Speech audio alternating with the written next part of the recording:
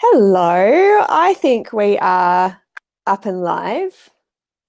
It is. We're very international this morning. I have Donna here with me who is in the UK, and it is, what's it, 8:30 at night your time?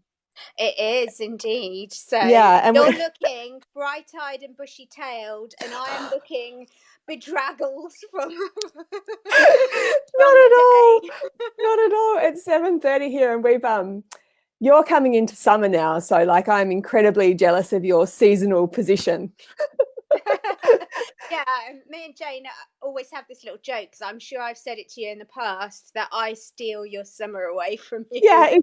exactly. I was talking to a friend of mine in the UK the other day, and she said, "Oh, it's just started snowing here," and I was like, "Well, that's not on because we've lost summer and you don't have it. So where's it gone? Basically, like if you're not going to use it properly, we want it back." Anyway, what I will introduce you because some of you will know Donna already, and some of you won't. So I will let you know about the fabulousness that is Donna Case. Oh. It's true. It's true. I was motivated to do this because a little while ago, and I was just talking about this with Donna, I put up a link saying that if you wanted to hear about any topics specifically for blog posts or videos or live trainings to let me know. And someone pinged through a question about nutrition and spring feeding. And I was like, a little bit outside of my area of expertise. However, I do know the perfect person for the job. So I've got your little blurb here, which is why I'm looking down. Donna is an independent nutritionist based in the UK, and I thought that her geographical position was the perfect place to talk about spring feeding right now, seeing you're coming into that season right now. And you are super zingy qualified when it comes to nutrition. I have a list of qualifications here. You used to be the nutritionist for Team Great Britain, was it for 4 years?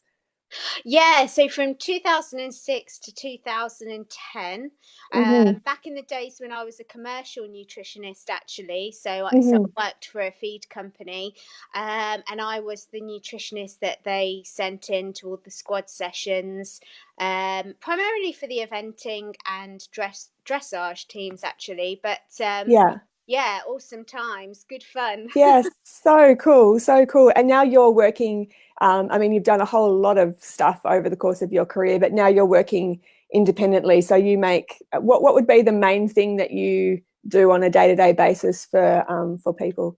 Oh, I mean, there is no such thing as a typical day, but it's a mixture really of getting out and about, Mm-hmm. visiting horses on their yards, so seeing clients, in their stables, but also I do quite a lot remotely as well. Mm-hmm. So I tend to do a lot more of that in the evening. So it could be quite a long working day sometimes. Yes. But it is quite a mixture of things, and then I've got things like talks thrown into that, or what we're doing tonight. Yeah. Very cool. So yeah, Very it's good cool. fun, keeps me out of trouble most of the time. Yeah, yeah. Well, we don't want too much of that. So I was having a chat to Donna just prior to jumping on live together, and one of the things that strikes us from both of our positions, whether we're dealing with, like obviously I'm dealing with the rider side of things, you're dealing quite explicitly with the horse side of things, and for both of us, it's really important to be assessing anyone that we work with as a whole, like what's going on in all areas, because there's no, you don't want to be focusing on one thing and ignoring a whole lot of other factors which can come into play. And for both of us, it comes down to making sure that the basics are taken care of. So a lot of people get really caught up in the technical aspects of feeding or, those sorts of things, where actually there's the fundamental things Mm. which, if they are aware of those, they can create a huge difference in, health and behavior basically with their horse. So I wondered if we could start by talking about what changes in spring, because it's not uncommon for horse owners to go, oh, my horse has, completely changed personality this time of year, or really noticing that things are a bit more zingy. So what is it that goes on in spring that that makes such a difference or makes such a noticeable difference? I think, to be honest, it is one word, and that is grass. Yeah. It is the big noticeable difference in spring. So, in particular, what a lot of people don't realise is the overall energy level increases in their horse's diet, but and energy being the same thing as calories. So a calorie is a unit of energy. Yeah. So the grass naturally in the spring, I mean, it's a force of nature, increases in terms of its sugar content, and it's a rapid time of growth for the grass. So whilst you might think that everything's quite stable, if you like, in your horse's diet, you haven't necessarily changed much. Actually, there's massive nutritional change happening in the grass. And of course, you know, I don't know if it's the same for you, Jane, where you keep your horses, but well, you're lucky you keep them at home, don't you? Yeah, I do. Yeah, we're But very lucky in that way. but quite often, you know, owners will go from having their horses on their winter grazing, and then they've got their grazing that they may well have rested, and they move on to their summer grazing, and it is quite a shift. It's quite a sudden dramatic change for the horse. Yeah. If we talk about, you know, fundamental basics, which most people get spot on, if we look at the hard feed, for example, owners are really good at changing their horse's hard feed really gradually, and they're Yeah. really switched on with that, and they you know, they'll really do it. But actually, if we look at the hard feed, and don't get me wrong, it's important to do this, that Yeah. maybe makes up maybe anywhere from 10% to 30% of the horse's diet. So that means the rest of it, your 70% to your 90%, depending on how much, you know, hard feed you're giving, is going to be coming from your forage or your grazing. And what a lot of people don't do as well is they don't make those changes gradually in terms of changing the grazing over gradually. And, you know, I totally get that it's not always practical, and it's not always feasible if you've got your horse at livery. But that is why, come springtime, you see this often quite dramatic change, or you may come across excitable horses. Of course, it's a difficult time with owners who've got worries like EMS, laminitis, PPID, those sorts of things. And like you already said, excitability, but there's other things like loose droppings, for example, and it all comes back to that quite sudden nutritional shift. Yeah, they've gone from salad to the bag of lollies. I know it's not quite like that. So I guess really we have to be looking at strategies to support that, Yeah. And really take that into account. Yeah. Um, Here as well, I don't know if this is so much prevalent in the UK because there's so many differences in how the land is used and cared for. But we have a huge problem with fertilizers or like ex-dairy farming land or land that's been intensively farmed, and you know, it's been superphosphate treated or different types of grass optimizers that basically is like putting your horse on speed afterwards. And the amount of leaching, I guess, that has in the ground, or the toxic after effects that are present when you know, it might not have been farmed for a while and then you transfer the horses to it and it's just this lush grass. Is that something that's a thing for you guys as well? Yeah, absolutely. There's definitely certain types of grazing, and if you're going to obviously fertilize as well, you know, there's all sorts of issues that you can have essentially. So I think, you know, wherever possible, you want to be looking at introducing your horse to the new grazing as gradually as you possibly can, Yeah. or taking strategies such as using a grazing muzzle, which I know aren't always particularly popular with owners.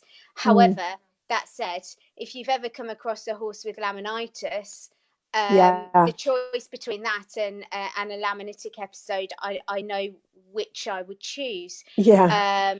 So all ways that we can potentially limit how much grass is consumed, Yeah.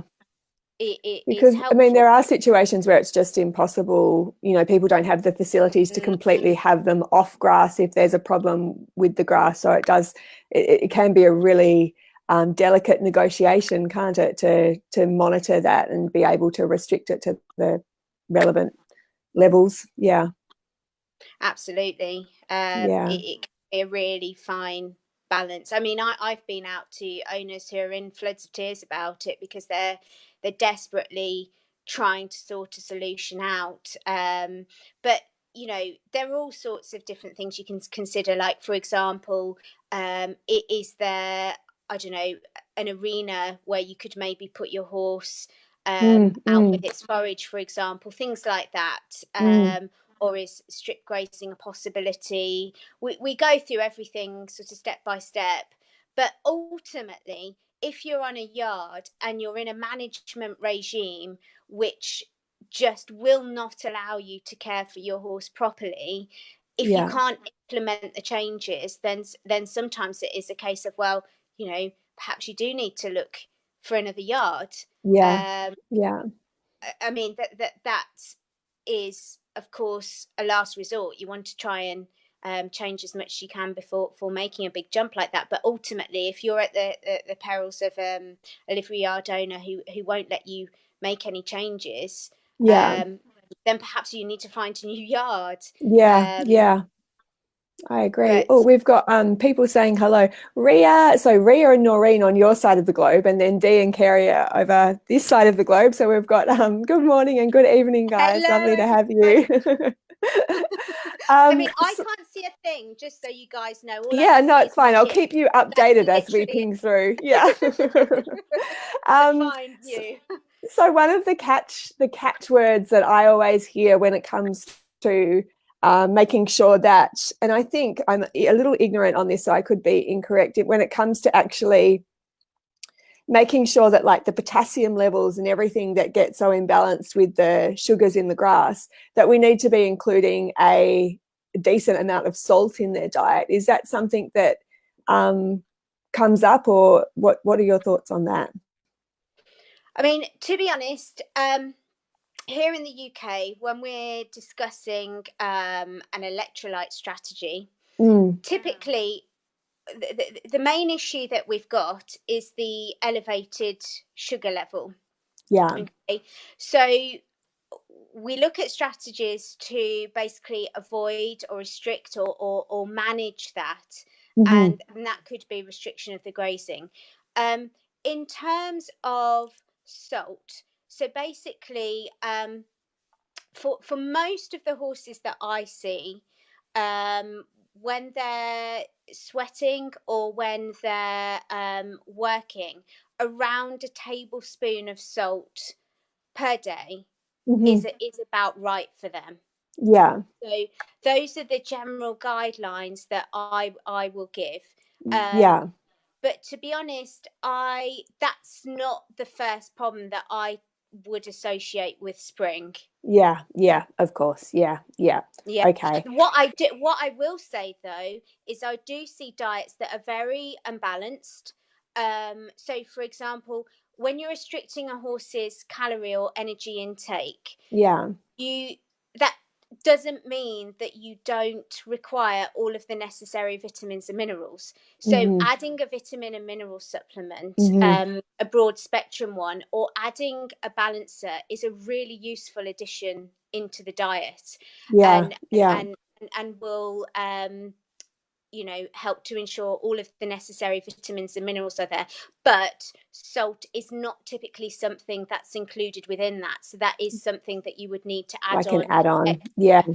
But typically, as I say, not all horses, but for the majority of your sort of low level riding club level, that sort of type, unless they've got a specific issue, about a tablespoon a day of salt is generally what we're looking for. Okay, awesome.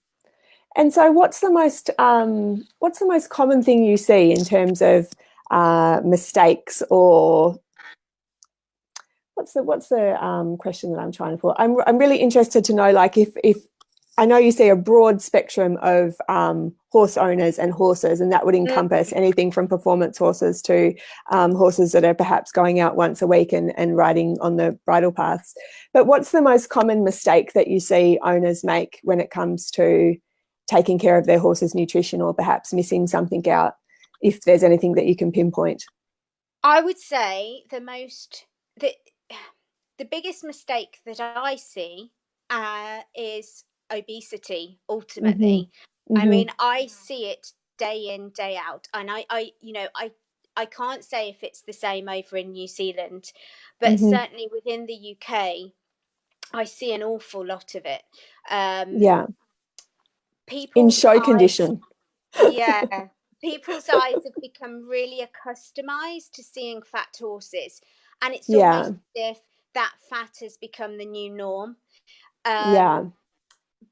So I'd really encourage people to body condition score their horses. Now, of course, that's why in an ideal world you'd want a professional out to do it, because it's extremely difficult to do it yourself if you don't know what you're looking for.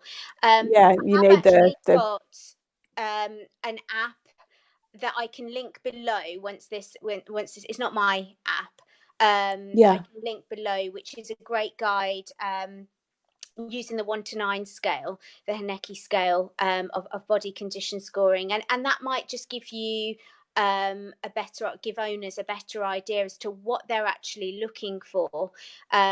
So we're basically assessing the neck, we're looking at the withers, the shoulder, the ribs, the loins, and the tail head. These are common areas where fat is typically laid down.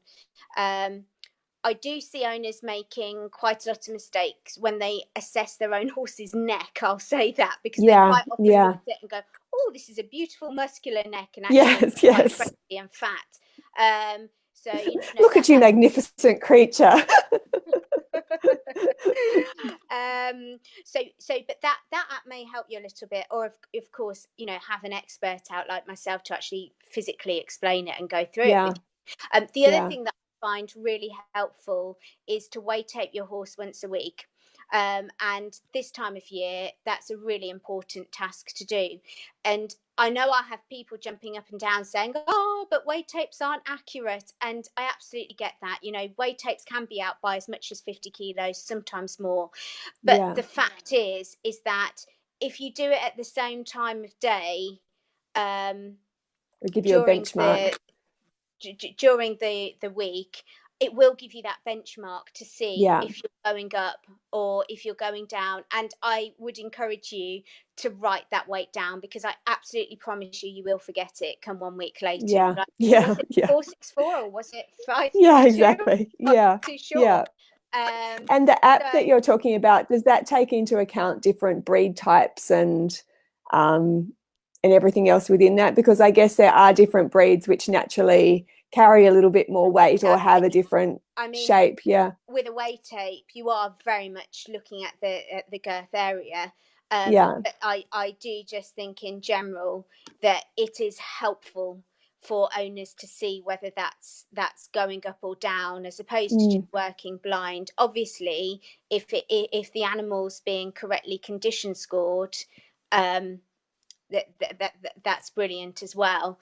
But I just think there's a cycle, and what I do see a lot with horse owners is what often happens is it's not necessarily a case of 1 week their horse is sort of a little bit overweight and the next they're obese. Yes, horses can put on a lot of weight very quickly, particularly at this time of year.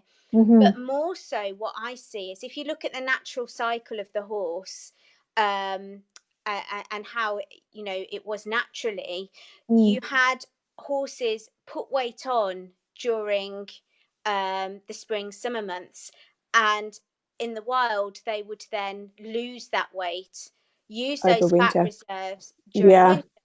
So what happens is, what have we done to the horse in terms of domestication? Well, actually during winter we've continued to feed it. Of course we want to feed the horse, but Yeah, we're not yeah. into But starvation, maintain the but we're same level of condition. exactly. Yeah. And we put rugs on them, and we maybe reduce their exercise levels. And over a period of years, what I tend to see happening is that they have the horse, and the first winter comes and it doesn't lose any weight, and it Yeah. then enters spring and summer, and it goes to that and it puts on a bit of weight. And then it goes into the next winter and it doesn't lose it again. Now if you go through that cycle 3 or 4 times, all of a sudden, but of course it wasn't all of a sudden, in maybe Yeah. third or fourth year, the horse is really overweight. But the first thing is, they may or may not be aware of that because their eye has become so acclimatized to what they're Yeah. seeing. They almost Yeah. haven't noticed that gradual increase. Yeah. Or the other thing is, they have noticed, but they're like, but I've never changed anything. I've just been doing what I've always done. I can't understand why he's obese now.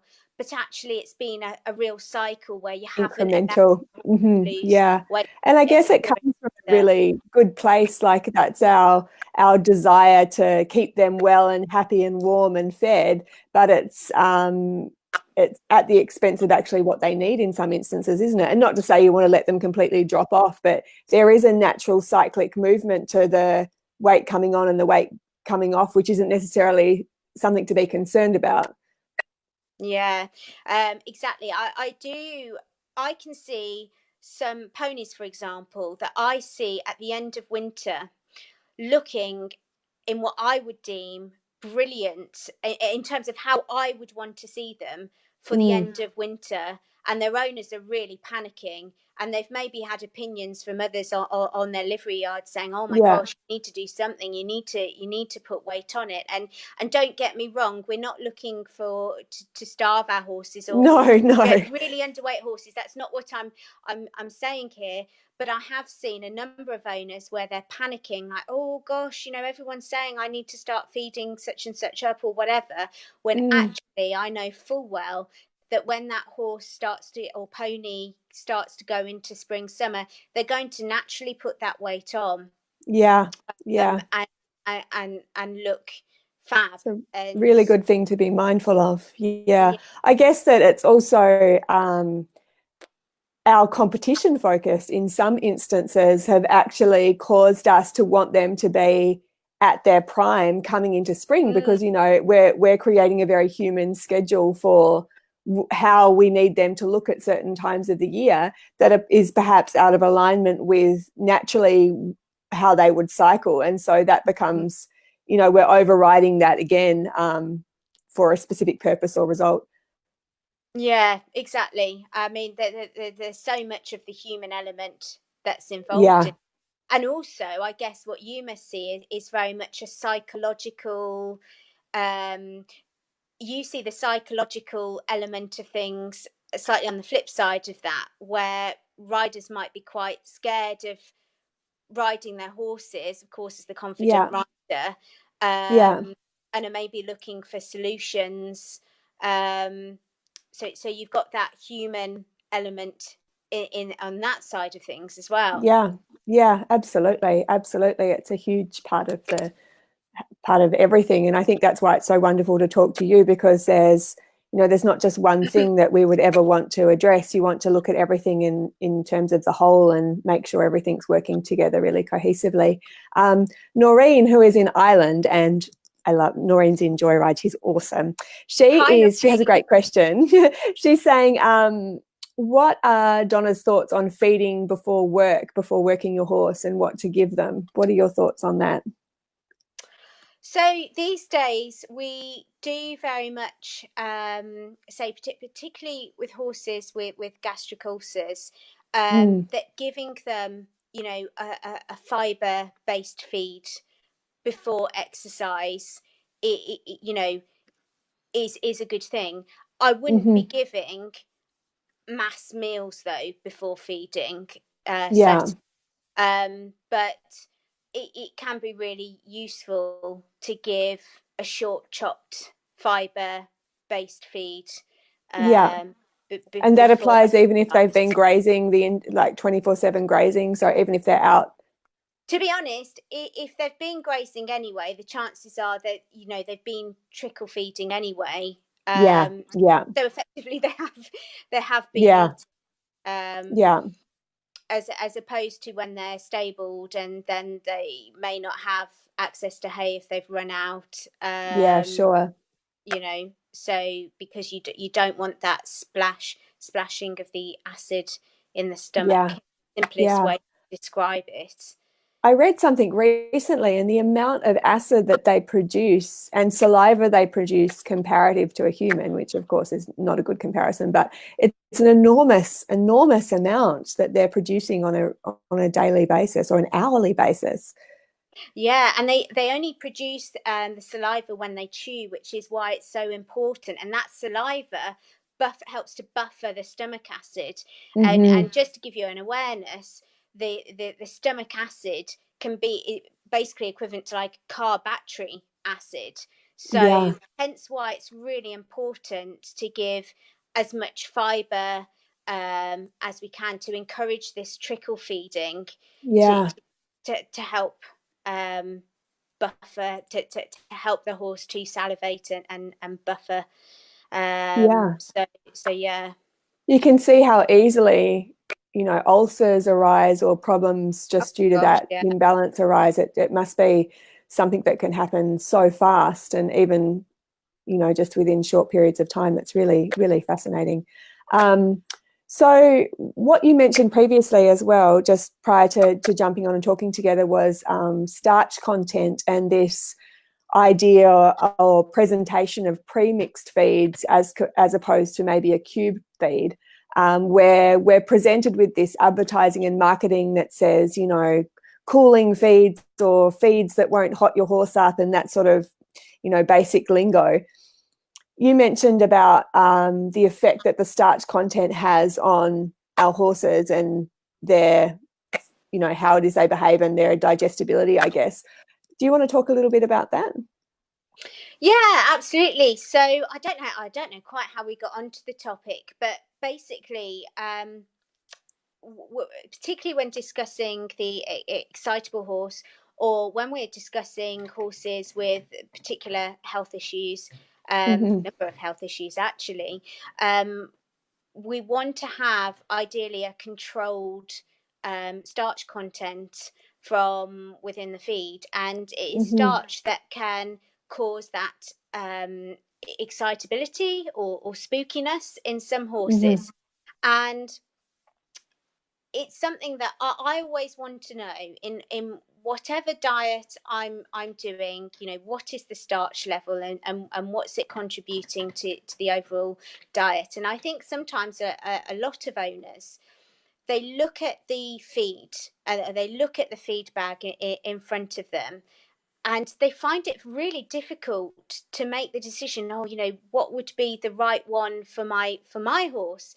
And of Yeah. course, in the end, what it lands at boiling down to is perhaps what smells the nicest, or which has the best marketing blurb, or Yeah. what has the best picture on the front. I mean, I think most horse owners have got a good basic idea. For example, they may well know, okay, I need to go for some form of leisure feed, for example.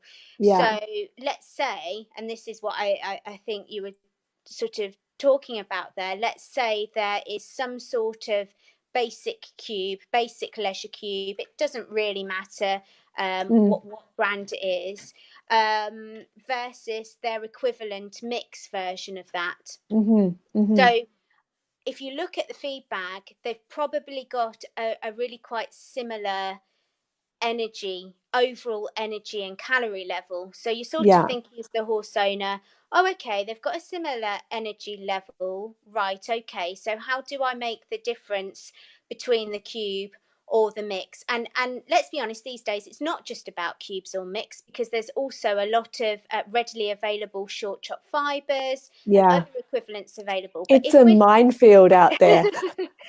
but if we're specifically talking, for the purposes of this, about cubes and mixes, and we've got these two feeds presented in front of us, and we know that we've got a horse that's prone to being quite excitable and spooky, then what else do we want to consider? And we want to consider the starch level.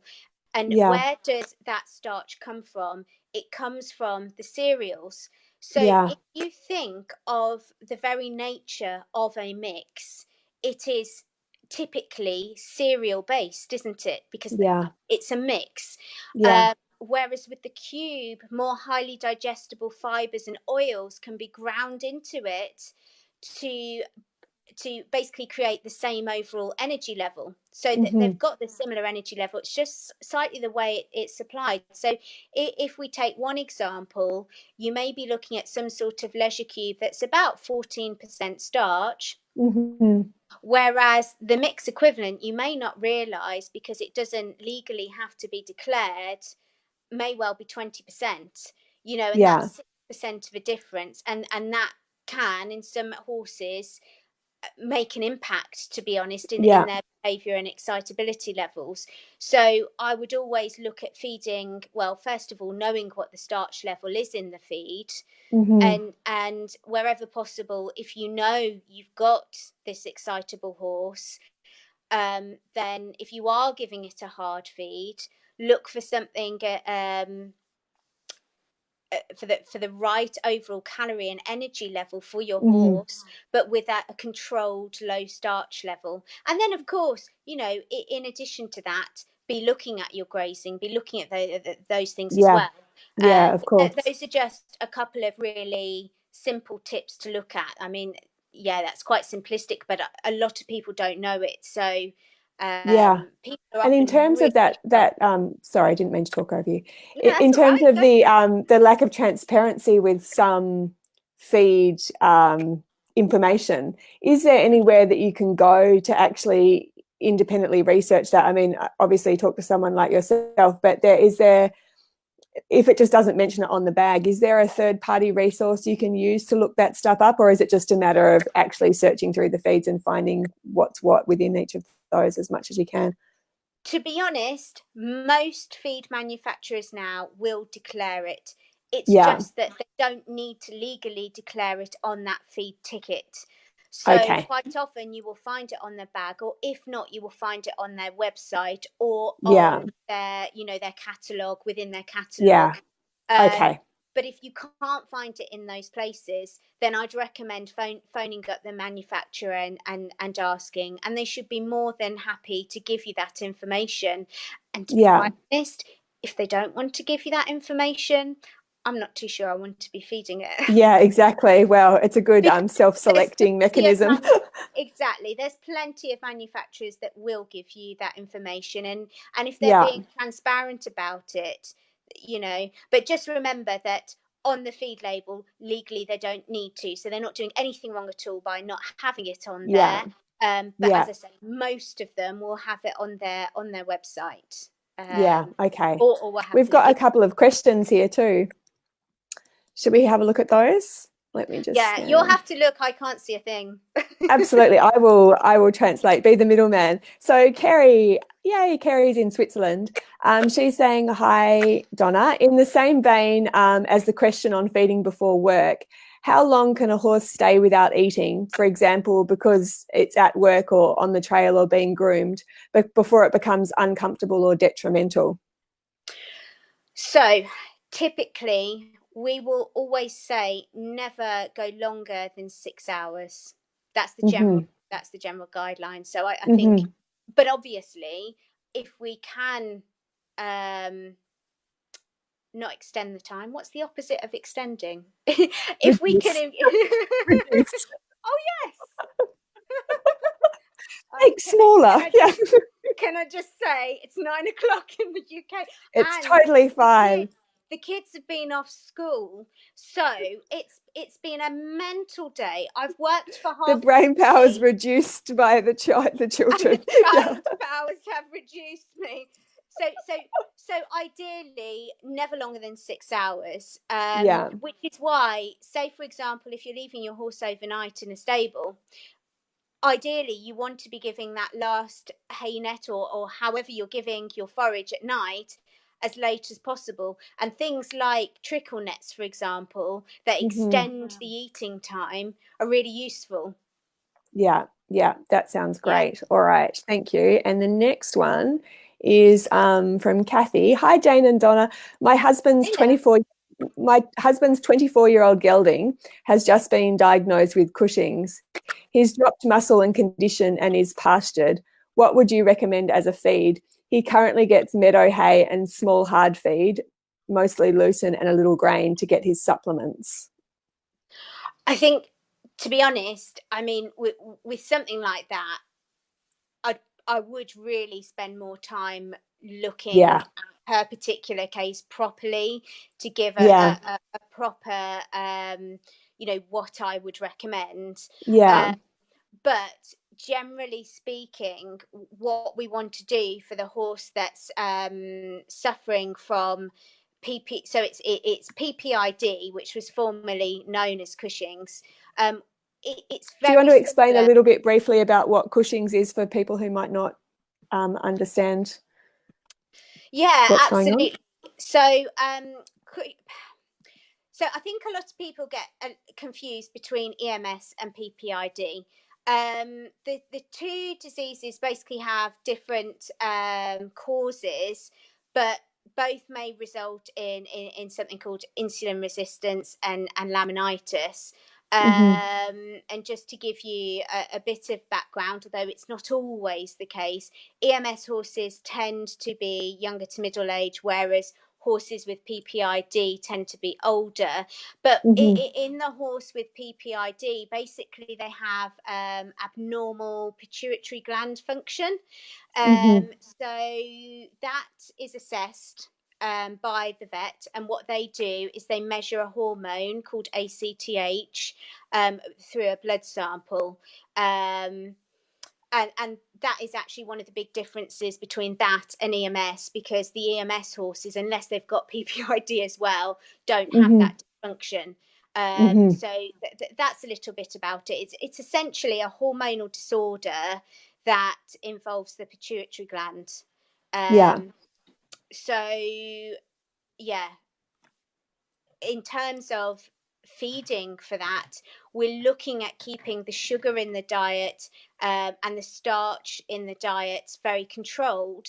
Depending on the particular case that I'm seeing, we can see overweight PPID sufferers, we can see underweight PPID sufferers, and the basics of feeding for them are still the same. But bearing in mind that lady was saying that her horse is out at pasture, as we know, the grazing, the sugar levels can really fluctuate. So without actually knowing and knowing more really about her situation, I'd be wanting to really control that grass intake.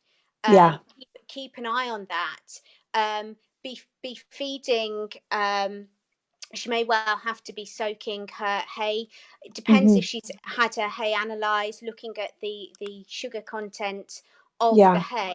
But bearing in mind that even when you have your hay analysed, it can vary from bale to bale. So it doesn't mean you're in the clear. So I always recommend to soak hay wherever possible.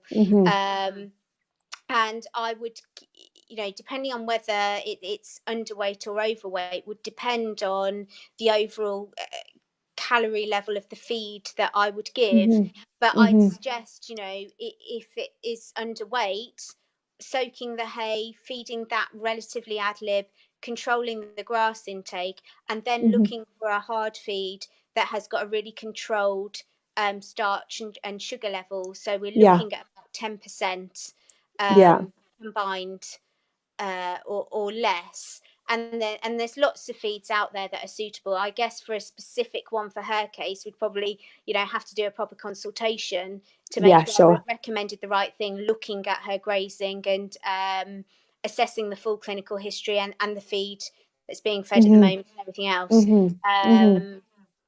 But yeah. Fascinating. Thank you. That was awesome.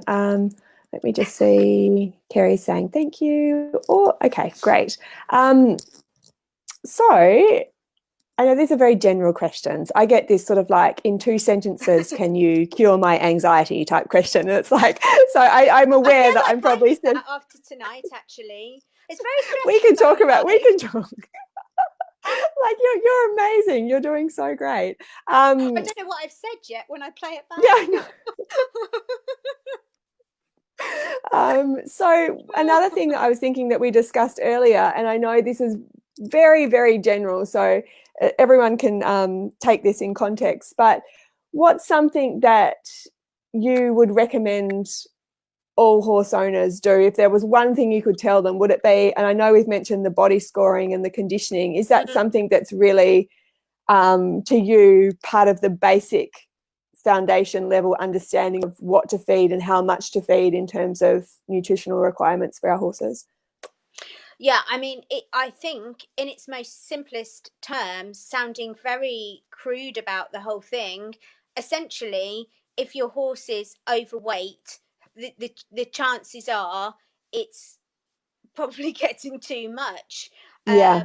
If it's underweight, obviously there could be a clinical reason behind that as well. So it's not always necessarily that it's not getting enough. But from a very simple body condition score, it can tell us so much. It can give us a real base guideline. So just start to have a really accurate sort of in your head, rather than having the rose tinted spectacles on. See if you can make a bit more of an accurate assessment as to whether you think, being honest with yourself, because I think sometimes people know their horse is overweight or underweight or whatever it is, but they just don't want to admit it to themselves and take action. But just know that you can take action. Like, every day is a new day, and take charge of it today. Yeah. And you can totally do this. You can make a difference. And just know as well that most professionals want to help you. I've seen horses where I've been called out and people have been apologizing to me before I've even turned up. Just know Yeah. that my job is not to judge. My Yeah. job is, by the point you've called me out and you want help. And don't get me wrong, I get called out for all sorts of reasons, just general Yeah. check, fine tuning, elite horses, Yeah. things like that. But we are where we are, right? What can we do now to make a difference? Yeah. I always commend people that call me out, because ultimately they're wanting to make a difference, they're wanting to make a change, or they're just wanting Yeah. to check that things are okay. Yeah. So don't ever Absolutely. be afraid, don't ever be scared because you think, oh, I've let this get really bad, or I've let things get so out of whack that now I'm too scared to call anyone. Yeah. It's such an important point, and something that I'm trying to express all the time too. Like, I think that there's this perception from the other side, from the person seeking the help, that somehow they are the only one with this issue, or they've failed in some way, or this, means something about them that's irreversible, and the judgment, rings in their head. But like you say, from our perspective, like, if someone comes to me with issue, or just even wanting to tweak their performance, like, I'm so thrilled to help and empathetic to the situation, because generally it's nothing that I haven't seen before, and all of Exactly. us share this sort of concern on some level or another. And so exactly what you're saying, like, it's so important to kind of get over that thought process, because as soon as you take action, you actually prove yourself wrong in the experience by realizing that the person on the other side actually is so happy that you've decided to actually have the conversation, and even more thrilled to be able to help you through to find a solution. Yeah, exactly. So, a good professional is going to want to help you work through it and to get things right. And actually, some of my most rewarding cases have been ones where, you know, it has got out of whack, but we've Yeah. been able to make a massive difference. And that's so rewarding to me as a professional, to be Yeah. able to make a difference. And I think humans, particularly when looking at the obesity side of things, there's quite a psychological thing with almost being a bit of a feeder. Like, humans Yeah, show their, absolutely. you know, I send my kids packing to go round to their grandparents, so I can work during the holidays. Yeah. And bless them, within a few minutes of walking through the door, there's granddad trying to palm out the cookies. And you know, it's a very human emotion. Yeah. It's very easy. I once met a lady, she's absolutely awesome. I was like, Donna, I know you're going to tell me off. I just know you're going to tell me off. I've really let the horse get too fat, and I think my problem is I'm a bit of a feeder. I think I even feed the goldfish too much. And yeah, it's not good to overfeed fish either, guys. But yeah, you know, it's just a classic example of human emotions tied Yeah, into everything. absolutely. I Um, mean, food is about connection and relationship and love, isn't it? So it makes sense that we would attempt to transfer those qualities onto our horses that we love as well. Exactly. And I do think part of it also stems from this fear, in as much as we know that the horse is a trickle eater. So we want to make sure that they have got enough. But I think Yeah, sometimes, rather than finding strategies to extend that eating time out, we're very quick to just keep piling more and more keep into those that feeding. don't actually Yeah, need it. yeah, Um, absolutely. Yeah. so, yeah. So in terms of people wanting to get some more help from you or get personal help from you, you're obviously traveling extensively within the UK, but they can also work remotely with you in terms of consultations or getting help with where it is that they're at currently. Yeah, absolutely. So I do remote consultations, and obviously that's what the vast majority of my international clients have to do. Yeah. And we go through everything. I send out a questionnaire in advance, and we really, because when I am then on the phone or the Skype call or however we do it with that client, I want to really maximize on my time with them. So if I've Yeah. got a lot of information in advance, it means I don't have to spend the first 20 minutes just asking the questions, which is Yeah. eaten into their time, because I've already got that information. So we can kind of delve in a bit more depth. Yeah. So a remote consultation will last typically anywhere from 45 minutes to an hour. Hmm. And then they get a follow-up email after, you know, just re-clarifying what we've said, essentially. Yeah. Um, People in the UK, obviously, you can also get an in-person Hmm. consultation where you get a full report given, and of course, Where you get Donna arrive on your doorstep. Yay. oh, yay. Oh, yeah, and I'll link to, so you're the horse food guru on Facebook. Is that your website as well? Is that your website address? Yeah, that's Okay, right. we'll link to that. I'll link to that in the comments. Thank you so much for today. That was really, really interesting, and I really appreciate you being here to share your expertise with us. You're so welcome. Thank you so much for inviting me. No, it's great, and we'll link to the app that you mentioned under the in the comments afterwards, or I can edit Yeah, do the that. titles to include the measuring tape, the weight tapes. That's something people can purchase relatively easily as well. Yeah, I think most people can get their hands on that relatively easily. And just remember, guys, that when you're doing that, do it at the same time of day. So if you start by doing it in the morning, then always do it in the Hmm. morning, or Hmm. whenever, and do it, you know, every, say, once a week, and record that weight down. And you can, don't be too alarmed if one week there is a slight fluctuation, but then it comes back down, because there will be slight fluctuations. Yeah, But yeah, just what you're looking for is really the stabilization, roughly, of the weight, or you don't want things to be going up unless, of course, you're trying to put weight on, or, you know, hmm, so hmm. that'll be helpful. Fascinating, awesome. Thank you so much. Well, You're so welcome. I'll be peppering you with questions soon, but I'll talk to you soon, Donna. Thank you. Okay, Jane, take Bye, care. guys. Bye. Bye.